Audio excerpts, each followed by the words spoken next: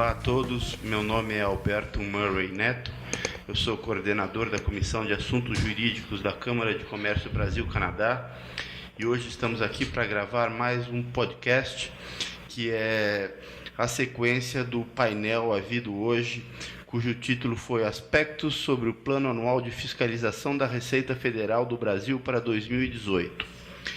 Nós temos aqui os integrantes da mesa, que vão fazer um sumário do que foi debatido hoje na Câmara. Temos o Dr. Carlos Jacia, Ednilson Apolinário, Ana Cláudia Utumi e Rodrigo Anegues. Eu vou passar a palavra a eles e eles vão explanar o que foi com muita propriedade debatido hoje aqui na Câmara de Comércio Brasil-Canadá. Por favor, Carlos. Obrigado, Alberto. Muito bom dia. Tivemos hoje esse evento aqui na Câmara de Comércio Brasil-Canadá e eu atuei, na verdade, como o moderador do evento e tive 3 colegas que fizeram as suas apresentações.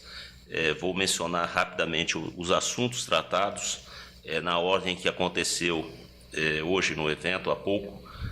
O Ednilson Apolinário fez um overview sobre estudos da Receita Federal quanto a resultados de fiscalizações ao longo dos anos e a projeção para o ano de 2018.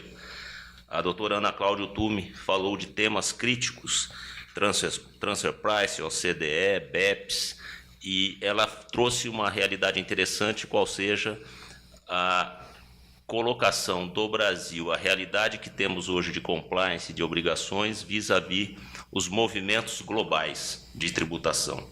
E, por último, o Rodrigo Anegues, que falou das obrigações acessórias, particularmente, não só, mas focadamente em imposto de renda e contribuição social, falou de ECF e ECD. Eu vou passar a palavra, primeiramente, para a doutora Ana Cláudia, que foi a segunda a falar no evento, mas ela tem uma questão de agenda, para que ela coloque um pouco, rapidamente, o conteúdo da apresentação hora feita. Ana. Muito obrigada, Carlos. Muito obrigada, Alberto. É um prazer estar aqui na Câmara.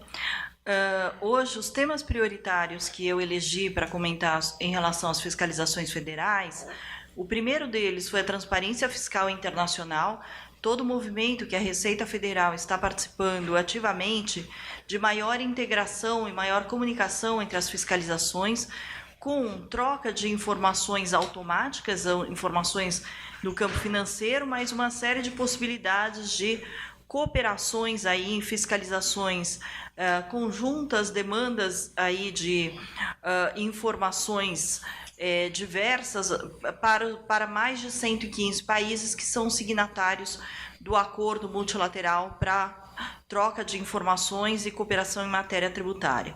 Além disso, nós discutimos aí o atual estágio do planejamento tributário vis-à-vis as fiscalizações, então o uso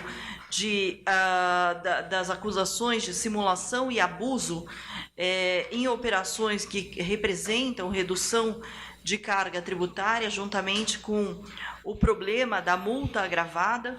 Lembrando que essa questão do planejamento tributário não tem uma regulação clara no Brasil e, sem dúvida nenhuma, falta essa regulação para poder o contribuinte saber hoje o que ele pode, o que ele não pode fazer. A insegurança jurídica é muito grande. E a questão da multa agravada, que atrai a responsabilidade pessoal para pessoas físicas que têm que ser representadas aí para o Ministério Público Federal, porque a multa de 150% significa que houve, no entendimento da fiscalização, crime contra a ordem tributária e, portanto, isso é objeto de representação criminal.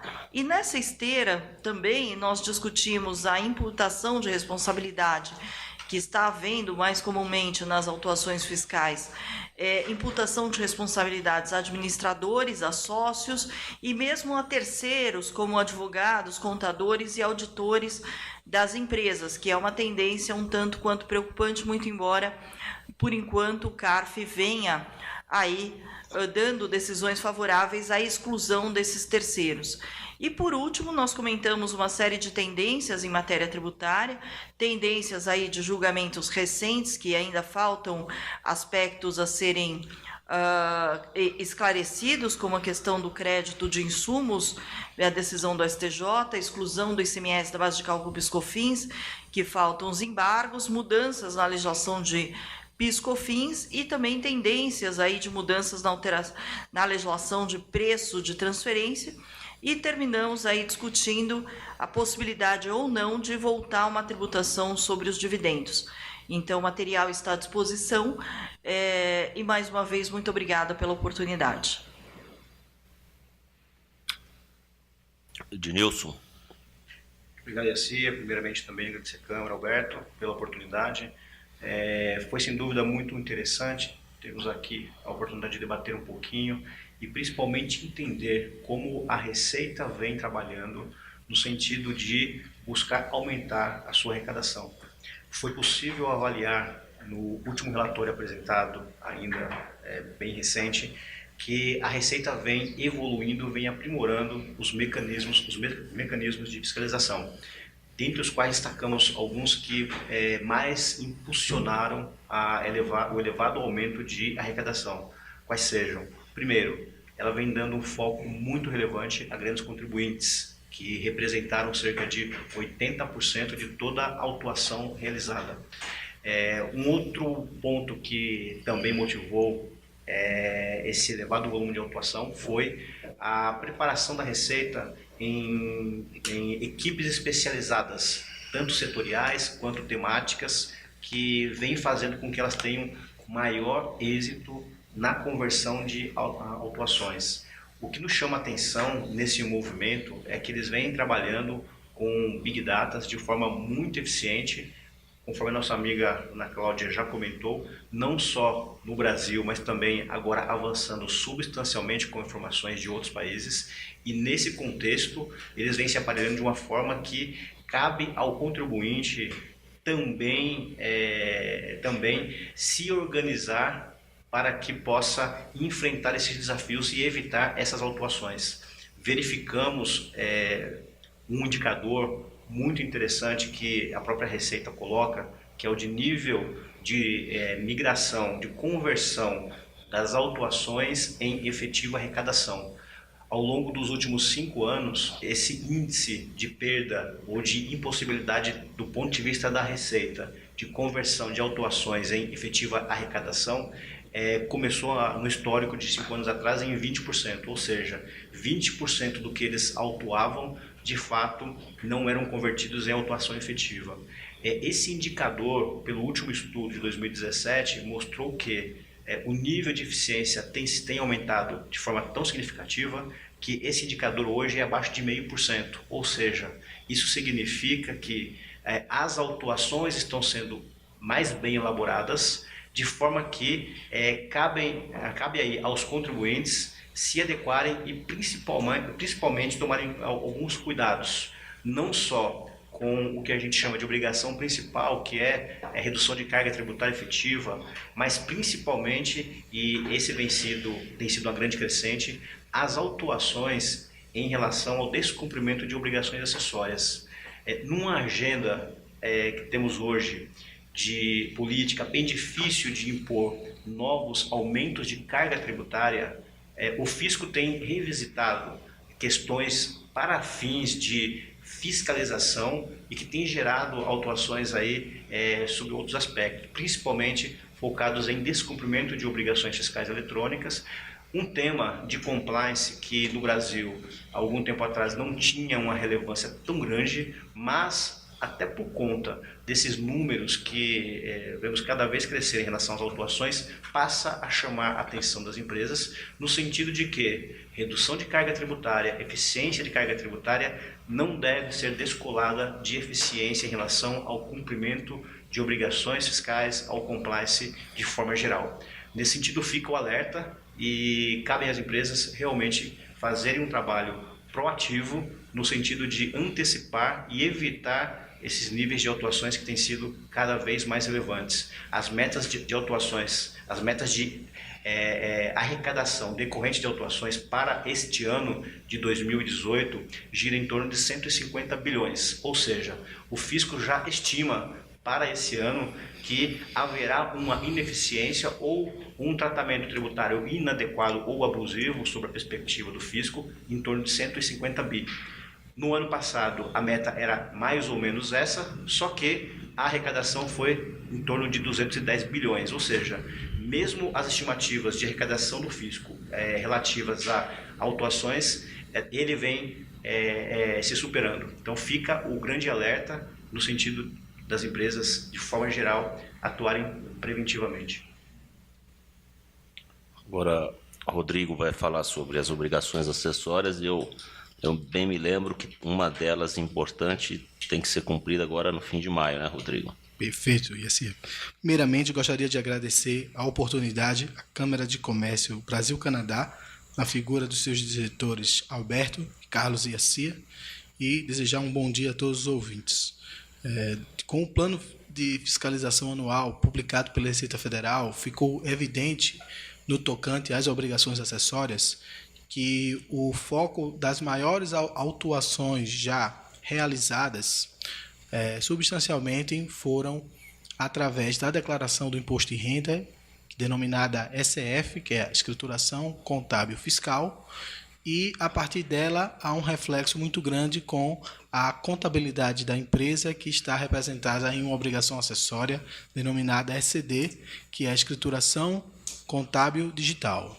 O fisco ele tem tido muito êxito, diante da fala dos outros colegas, de ter se modernizado de forma vultosa, onde consegue diagnosticar problemas através das declarações acessórias e tornando muito rápido e objetivo tais materialização desses autos. Então fica a dica a todos os ouvintes que agora em maio há o cumprimento da entrega da ECD, que é a contabilidade da empresa, e lá tem alguns principais, tem algumas mudanças para este ano que é necessário todas as empresas tomarem cuidado e observar, estruturarem um comitê de obrigações acessórias para discutir o conteúdo dessas informações que vão ser prestadas para o fisco. Entre elas está a instituição do bloco K da ECD, que é um bloco onde trata todos os registros de conglomerados econômicos e em seguida o desafio das empresas será enviar a declaração de imposto de renda, que será em junho.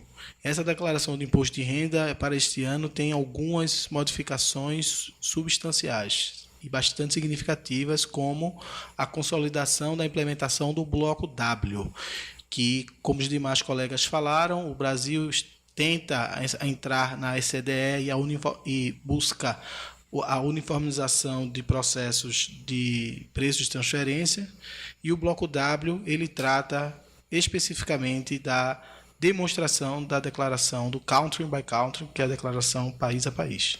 Então, somando a isso, a declaração de imposto de renda tem um novo registro que trata de todas as declarações de movimentações financeiras com o exterior, chamado DEREX, que é o bloco V.